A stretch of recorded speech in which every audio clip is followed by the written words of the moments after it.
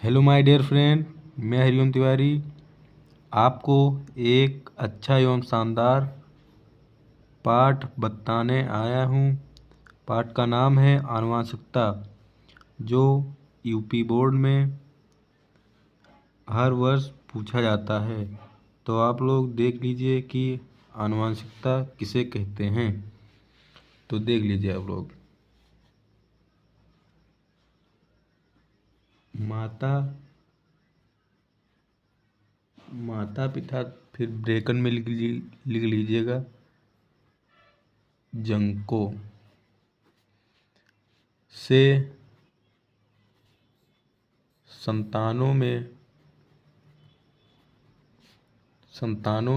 जंकों से संतानों में पहुँचने वाले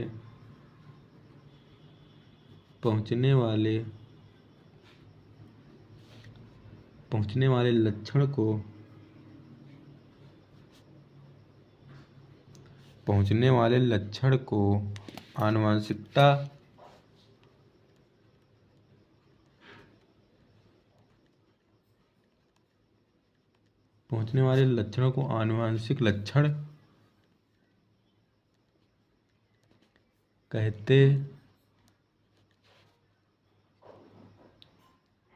आनुवंशिक लक्षण कहते हैं।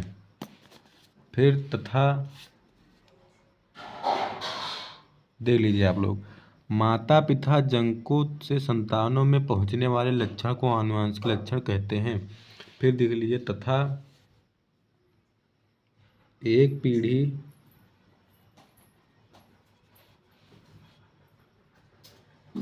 पीढ़ी से दूसरी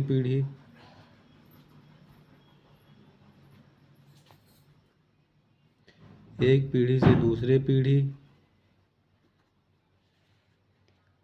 में इन लक्षणों एवं उनके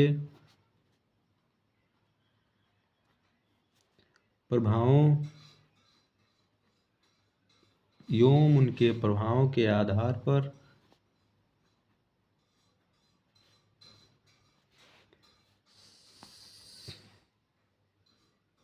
समानताएं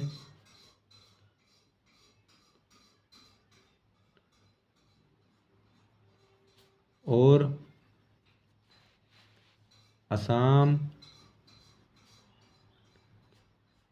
असामान्यताओं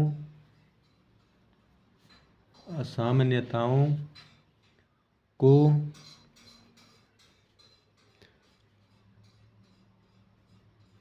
आनुवंशिकता कहते हैं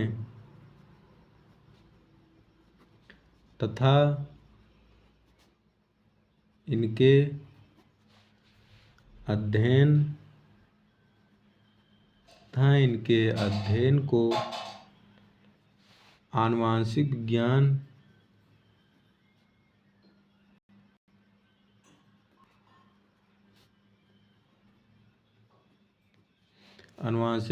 या आनुवंशिकी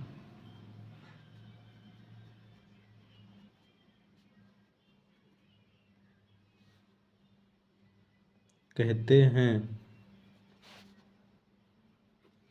देख लीजिए आप लोग, आनुवंशिकता पाठ का नाम है।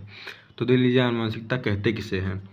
तो देख लीजिए, माता पिता जंकों से संतानों में पहुंचने वाले लक्षण को आनुवंशिक लक्षण कहते हैं तथा एक पीढ़ी से दूसरे पीढ़ी में इन लक्षणों एवं उनके प्रभावों के आधार पर समानताएं और असामान्यताओं को आनुवंशिकता कहते हैं तथा इनके अध्ययन को आनुवंशिक विज्ञान या आनुवंशिकी कहते हैं। देख लीजिए आप लोग। फिर है दूसरा फिर इसी में है दूसरा, जो कि इसका एस हेडिंग का नाम है जनन के दौरान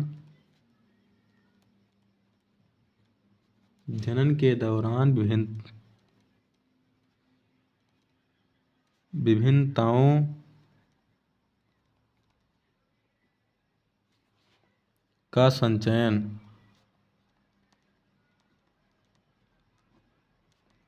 ये है दूसरा। तो देख लीजिए ये भी आप लोग। ये वाला है जनन के दौरान एक पीढ़ी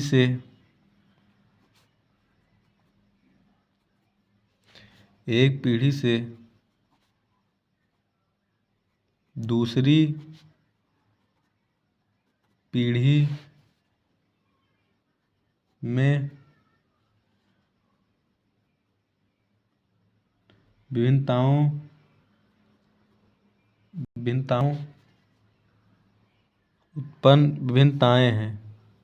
भिन्नताएं उत्पन्न होती हैं, जो कि नरों लक्षणों का निर्माण करती हैं। अतः इससे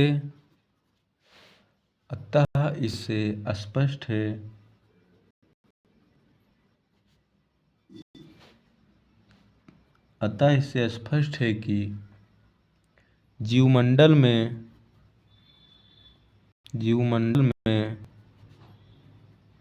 जितने प्रकार जीव हैं,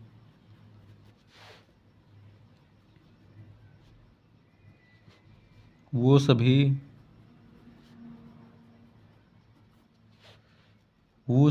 एक दूसरे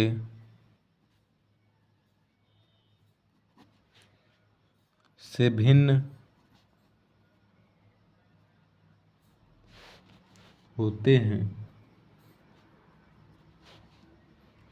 चाहे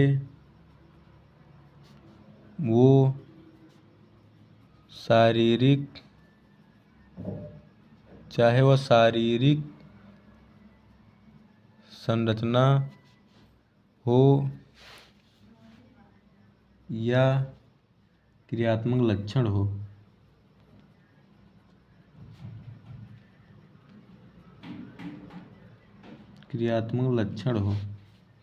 तो ये है जनन के दौरान विभिन्नताओं का संचयन।